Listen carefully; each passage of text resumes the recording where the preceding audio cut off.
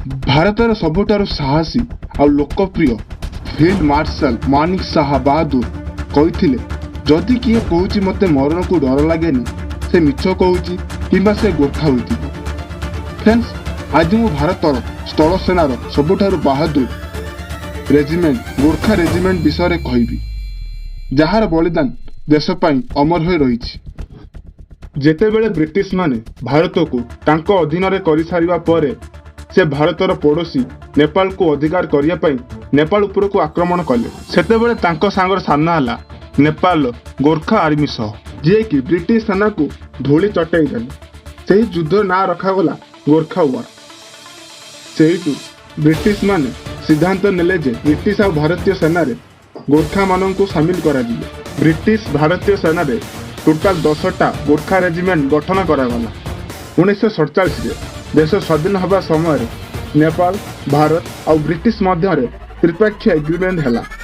Agreement ଅନୁସାରେ 6ଟା Gorkha regiment ଯିଏକି ଭାରତୀୟ ସେନାରେ ସାମିଲ ହେବେ, ଆଉ 4ଟା ଗୋର୍ଖା ରେଜିମେଣ୍ଟ ବ୍ରିଟିଶ ସାଙ୍ଗରେ ବ୍ରିଟେନ ଚାଲିଯିବେ। ଭାଗ ହେବା ସମୟରେ ଯେଉଁ 6ଟା ଗୋର୍ଖା ରେଜିମେଣ୍ଟ ଭାରତକୁ ମିଳିଥିଲା, ସେ ଗୋର୍ଖା ରେଜିମେଣ୍ଟ ହେଲା first King George Gorkha rifle, third queen Alexandra Gorkha rifle, fourth prince of Wales Gorkha rifle, fifth royal Gorkha rifle, eighth Gorkha rifle, ninth Gorkha rifle. आउ जो बाकी 4टा जेमिति कि second Gorkha rifle, sixth Gorkha rifle, seventh Gorkha rifle, 10th Gorkha rifle British army रे Britain चली जाइथिले।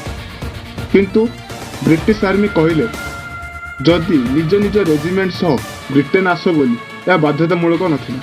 ସେଥିପାଇଁ 7th ଆଉ 10th ଗୋର୍ଖା ରେଜିମେଣ୍ଟର ବହୁତ ଗୁଡ଼ିକ ସୈନିକ ନିଷ୍ପତ୍ତି ନେଲେ ଯେ ସେ ଭାରତୀୟ ସେନା ସାଙ୍ଗରେ ରହିବେ ବୋଲି। ଏହିଭଳି ସୈନିକମାନଙ୍କ ପାଇଁ ଭାରତୀୟ ସେନା 11th ଗୋର୍ଖା ରାଇଫଲ ତିଆରି କଲେ, ଯେଉଁଥିରେ 7th ଆଉ 10th ଗୋର୍ଖା ରେଜିମେଣ୍ଟ ସୈନିକମାନଙ୍କୁ ସାମିଲ କରାଗଲା। ଯଦି ତୁମେ ଗୋର୍ଖା ରେଜିମେଣ୍ଟ ଇତିହାସକୁ ଖୋଲିବ, ଜଣାପଡ଼େ ଯେ ବ୍ରିଟିଶମାନେ ପୁରା ଦୁନିଆ ଉପରେ ରାଜ କରିବା ପାଇଁ ଏହାର ବ୍ୟବହାର ବହୁତ କରିଛନ୍ତି। ब्रिटिश सेना प्रथमे आंग्लो सिख वार रे गोरखा सिख वार एभलिया बहुत गुड़े ऑपरेशन रे व्यवहार करिसेंती। गोरखा राइफल रो सिंबल हैला दुटा क्रॉस खुकरी। खुकरी गोटे नेपाली छुरी प्रत्येक गोरखा सैनिक तांको पाखर रखि थांती।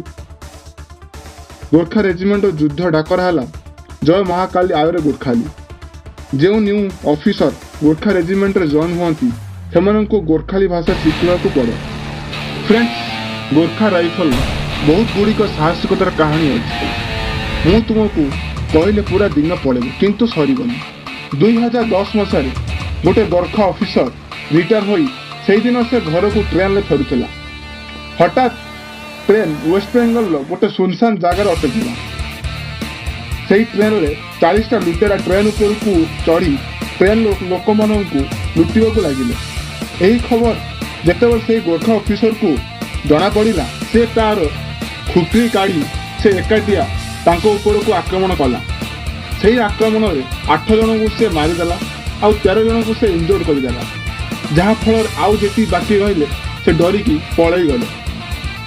गोरखा रेजिमेंट को ग्लैंटेरी अवार्ड एवं बैटल ऑनर्स अवार्ड तांको सम्मानित करा जायछि। आज एतिकी।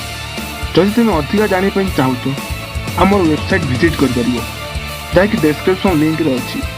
जय हिंद।